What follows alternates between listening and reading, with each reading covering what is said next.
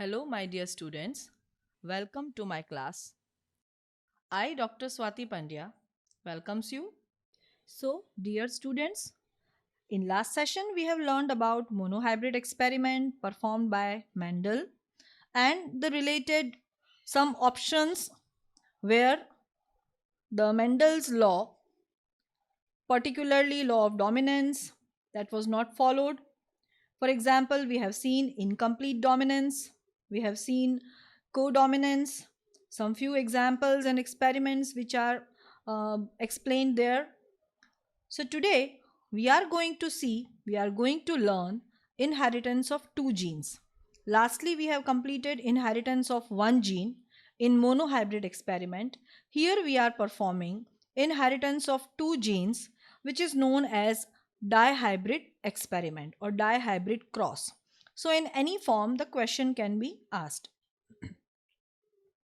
Mendel worked with the crossed pea plants that differed in two characters and is seen in the cross between a pea plant that has seeds with yellow color. So this was one feature, and round shape, and one that had seeds of green color and wrinkled shape. So two characters they were particularly or simultaneously they were observed. And Mendel found that seeds resulting from the crossing of parents had yellow colored and round shaped seeds. So, this I am talking about F1 generation. So, in all the F1 generation plants, the plants were having yellow colored and round shaped seeds.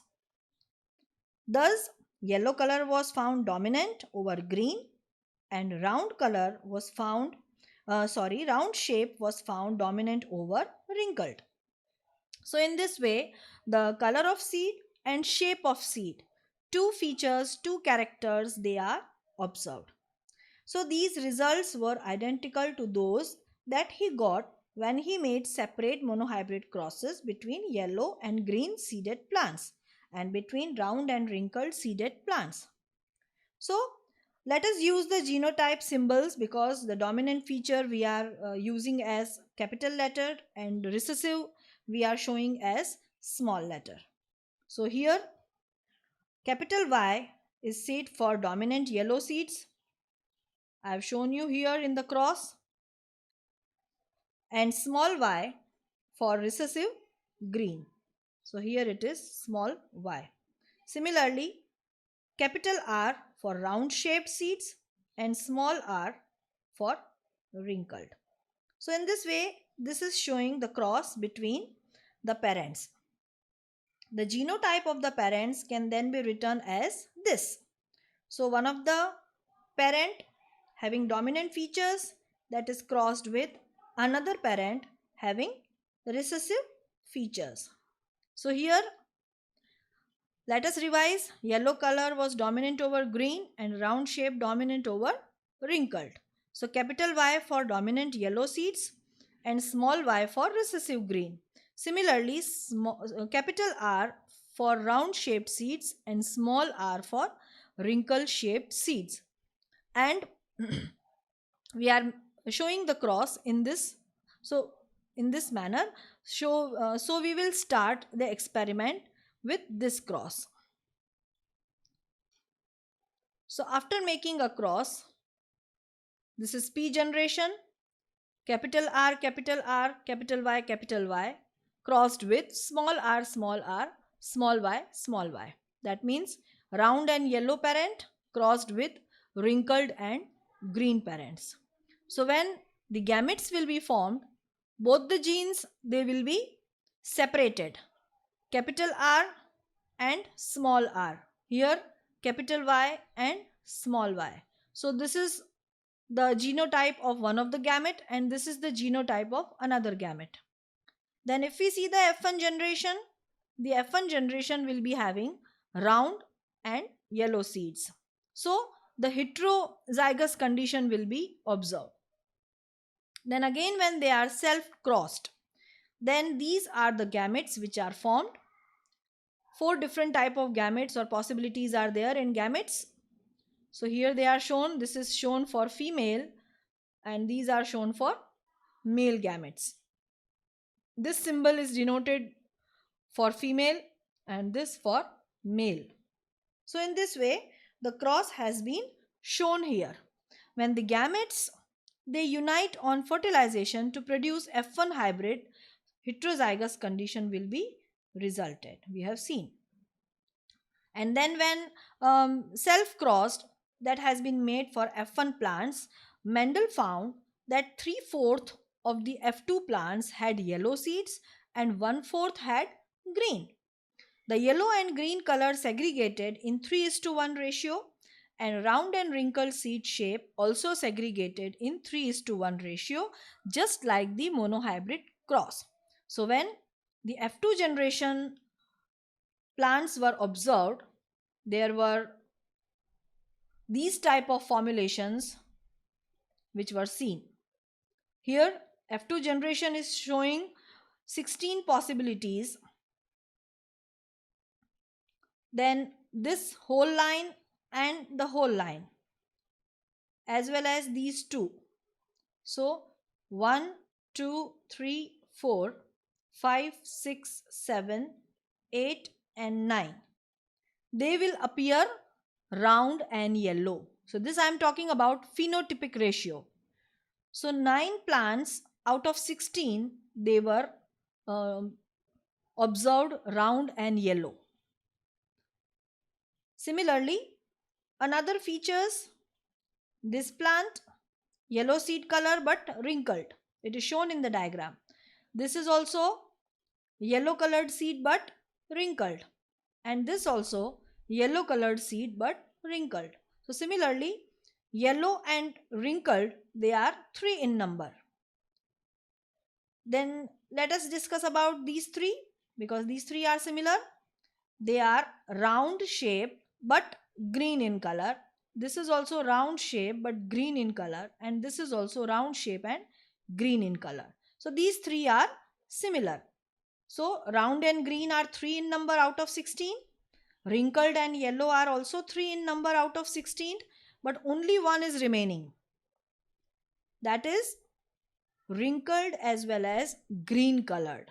So wrinkled and green color is 1 in number. So total 9, 3, 3 and 1. So when we separate all the 16 plants, out of 16, 9 are round and yellow, 3 are round and green, remaining 3 are wrinkled and yellow, and last one is wrinkled and green. So in this way, the phenotypic ratio will come 9:3:3:1. So this will be the formulation, this will be the resultant of dihybrid cross. So this chart is important to draw, students, which I have shown right now, and the ratio you have to remember. In dihybrid cross, the phenotypes right now I have shown you: round yellow, wrinkled yellow, round green and wrinkled green. So they appear 9:3:3:1.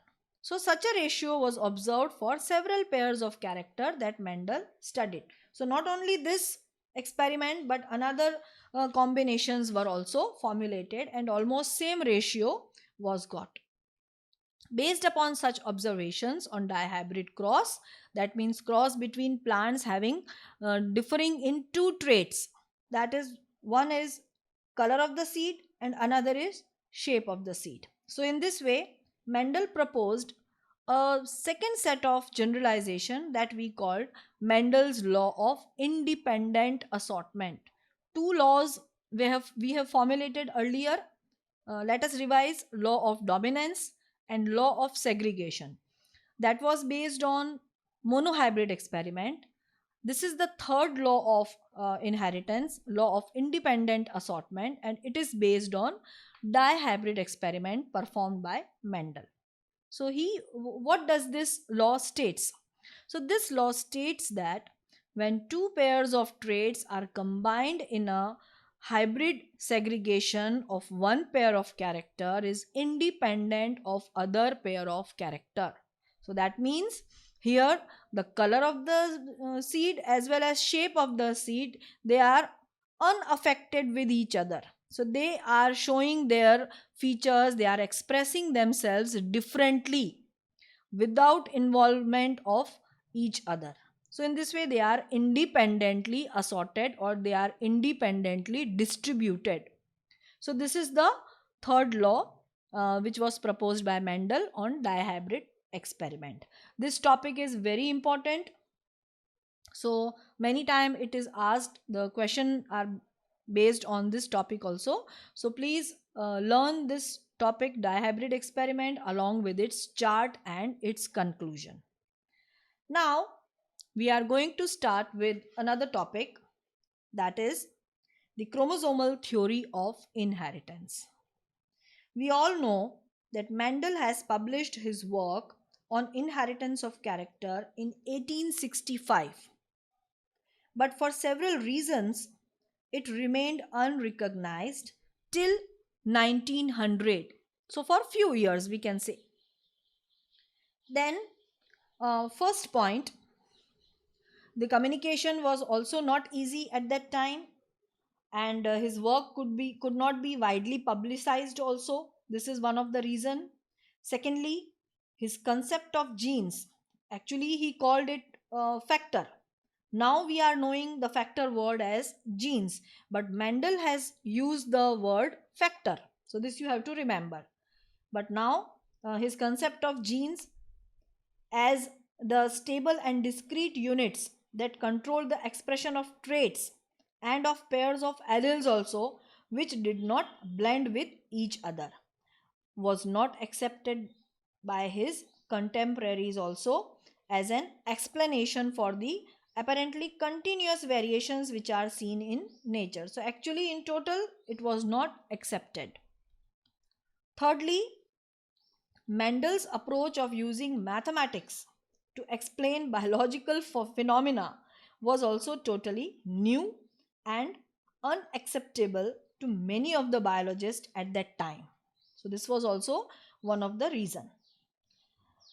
One more reason finally, though Mendel's work suggested that factor or gene were discrete units, he could not provide any proof for the existence of such factors or say what they were made up of. So all the detailing was not done at that time. Only a hypothesis or a explanation was given that certain factors are responsible for all these features. Then later on in 1900, three scientists named De Vries, Correns, and von Teschermark.